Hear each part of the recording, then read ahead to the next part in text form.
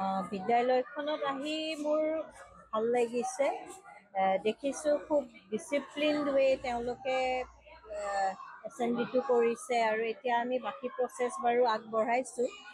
আৰু স্কুলখন দেখিছোঁ এইমাত্ৰ যিখিনি জাষ্ট আৰম্ভ হৈছে, ৱেল মেইনটেইন, ভালেই লাগিছে। ল'ৰা ছোৱালীখিনিও খুব এক্টিভ, এনাৰ্জেটিক আৰু গোটেই তেওঁলোক দেখিছোঁ ৰেডি পৰীক্ষাটো পাৰ্টিচিপেট কৰিবৰ কাৰণে।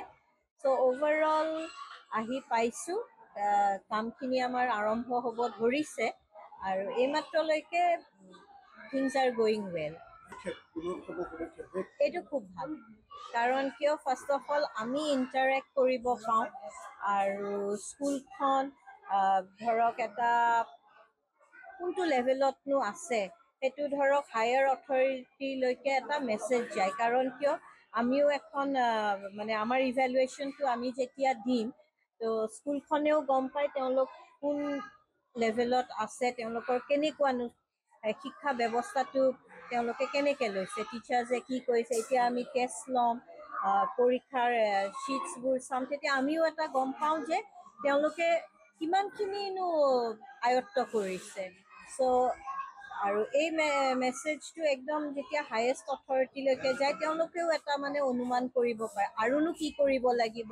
ধৰক এই স্কুলখনৰ এতিয়া যেতিয়া মই চাম, মে বি তেওঁলোকৰ কিবা কিবি প্ৰব্লেম থাকিব, সেইবিলাকো আমি মানে গভৰ্ণমেণ্টৰ আগত আমি আগবঢ়াই দিম। চ' তেতিয়া ধৰক তেওঁলোকৰ প্ৰব্লেমটো হায়াৰ লেভেলত বুজিব এণ্ড নিশ্চয় কিবা চলিউশ্যন আহিব so' it is an excellent step মানে।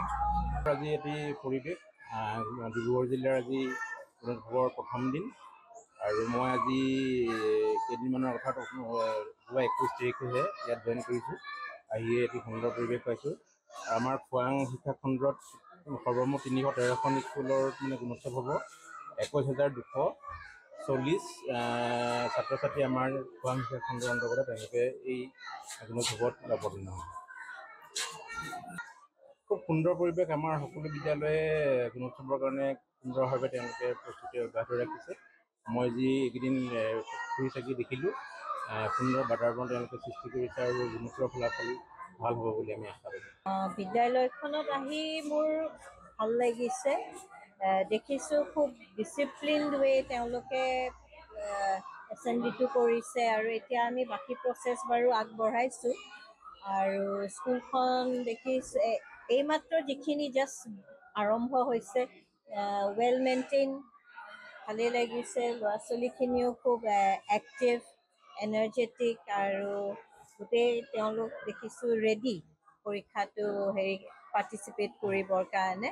চ' অভাৰঅল আহি পাইছোঁ, কামখিনি আমাৰ আৰম্ভ হ'ব ধৰিছে আৰু এইমাত্ৰলৈকে থিংছ আৰ গয়িং ৱেল।